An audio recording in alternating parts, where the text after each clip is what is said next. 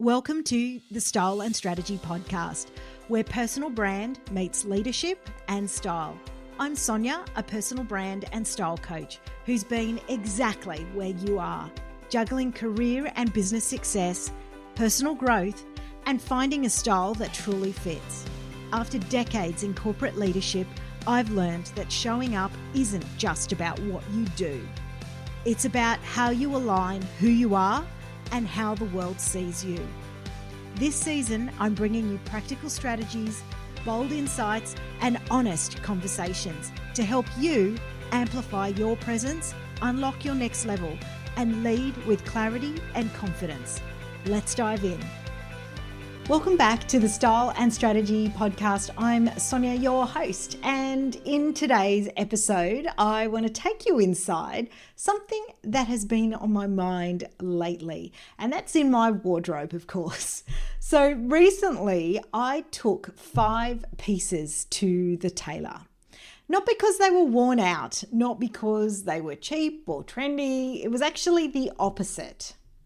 They were really well-made pieces, beautifully crafted, and pieces that I really loved, but had stopped working for me.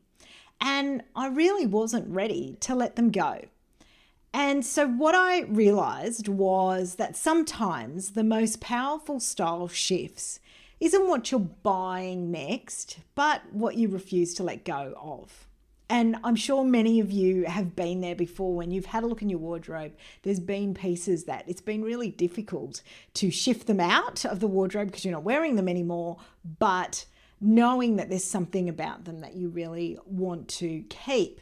Well, in those circumstances, and for me personally, I chose to refine something instead. So let's talk a little bit today around tailoring, sustainability, and why extending the life of your wardrobe might just be one of the most strategic things you do this year. So according to the Ellen MacArthur Foundation, extending the life of clothing by just an extra 9 months can reduce its environmental impact by 20 to 30%. That's huge. And it speaks to something I believe in really deeply. Sometimes we don't always need more. We need to make what we already have work harder for us and work right now. I know there's a lot of talk in leadership spaces around simplicity, ease, sustainability, and this is where all of those things really meet style. It's really saying this piece has value, but I've changed. And so how can I get it to meet where I am today? So let me take you through the pieces I had tailored. So I'm going to start off with pants. Pants are part of my leadership brand. They're part of my signature style. So I love pants, and someone who is 154 centimeters, most of the time, I can't always find a pair of pants that are cropped or short enough for me. And there are these amazing brands out there that do cater for those of us who are on the vertically challenged side, but not always the case. So I've had to take those 2 pants there, and that's just part of the tailoring I have to do all the time, especially because I love a wide leg pant as well. And so without getting them tailored, it means that it would be cutting a whole lot of styles out of there. But that was one part, not so much in line with what I'm talking about today, but just for those of you who are wondering how I always have these pants that fit from a length perspective. So I had them taken up, and I always do that. And that's just one adjustment that changes everything because I have pants that I really love. And I guess as part of that is when you try something on and you know it works everywhere, and yet the proportion or the silhouette is off, then your energy is going to be off as well. So I know that wearing a pair of wide leg pants is part of my DNA, and ensuring that, I've got them tailored to the right way because everywhere else they fit beautifully, then it's just something that I do. The second piece is around a dress that I had stopped wearing. It was a beautiful cotton shirt dress, and I love a shirt dress, and I find you get a lot of wear out of them. But for this one, the fabric was really lovely on this, but where it started to cut, because I wasn't wearing heels as much as I was before, just made me feel frumpy, to be honest. And yet I didn't want to let it go. So what I did was actually shorten the hem on this one, not dramatically, but just enough to make it feel much more wearable for my work from home kind of lifestyle. So it went from dressy to a bit more comfortable and something that I could reach for much more often and wear really as what I call a duster as well. So opened, buttoned as a layering piece as well, really easily. And now I love it again.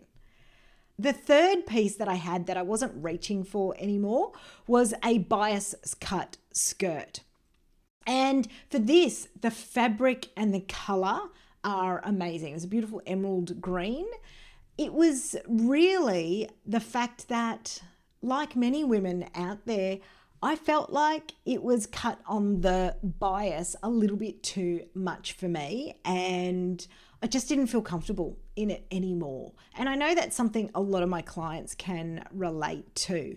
In this case, I wanted to adjust it so that the bias wasn't so strong, right? And I actually ended up getting it tailored so there was a slight slit on the side. Certainly not a thigh-high slit, but something that didn't create such an angular positioning on the skirt. And that changes the whole experience of wearing it. And I know through summer, I'm going to be able to wear it a lot more.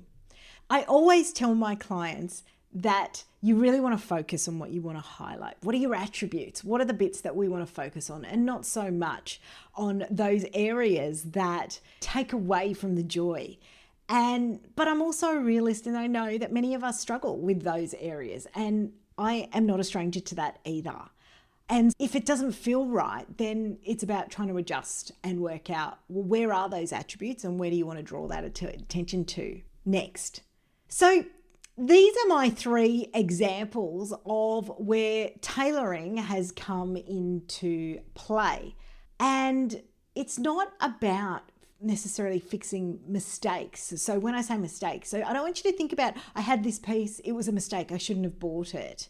Especially if you have worn it, because it's about evolving with your style and letting your wardrobe really reflect who you are today. So you don't always need something new.